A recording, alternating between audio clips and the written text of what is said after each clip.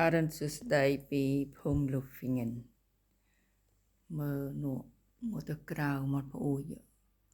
មើលអត់ទៅជាស្រាប់ថ្ងៃណានៅភូមិលូហ្វីងខ្ញុំព្រលឹមឡើងសីតនភាពដកមួយតិចគួសាមតែបើតិចអញ្ចឹងហើយធ្លាក់តកកមកមានអីវាសបាយដល់ពេលតិចមានតែចោះអាប់ពលឺថ្ងៃចូលមិនចោះហើយអត់មានតកកអានឹងមិនសូវសប្បាយបានទេមើលផ្កាកលាប់ខ្ញុំនេះអីសីតុណ្ហភាពដកមួយហើយនេះអានេះដាំនៅមាត់ប្អួយសីតុណ្ហភាពដកមួយហើយគាត់អត់រុះរយទៅណាទេចាមួយស្លឹក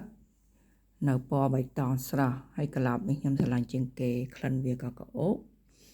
ហើយពណ៌វាក៏ល្អពណ៌វាមានឆ្នោតចម្រុះស្អាតមែនតើហើយវាធន់នឹងធាតុអាកាសហើយខ្ញុំឆ្ងល់ចេះដាំនៅខាងមុខផ្ទះវាល្អសោះ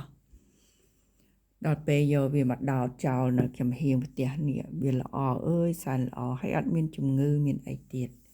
និយាយទៅផ្កាកលាបជាផ្កាដែលខ្ញុំស្រឡាញ់តែក៏ស្អប់ណាស់ដែរស្អប់វិសាវាពិបាកថែវាមានជំងឺឆោនត្រូវបាញ់ថ្នាំត្រូវអីហានអីអានោះមាត់ពួយនេះខ្ញុំអត់ដែរបាញ់ថ្នាំដែរអីសោះ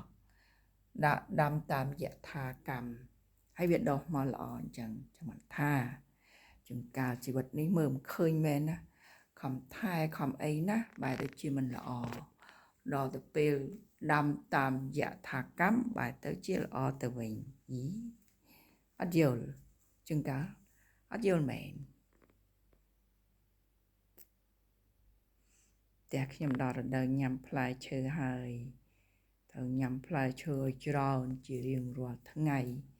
ដើម្បីសុខភាពនេះទៅខែក្តៅក៏ញ៉ាំដែរតែមិនញ៉ាំច្រើនដូចខែត្រជាក់ឯងខែត្រជាក់នេះគឺថាផ្លែឈើត្រូវញ៉ាំជារៀងរាល់ថ្ងៃតែម្ដង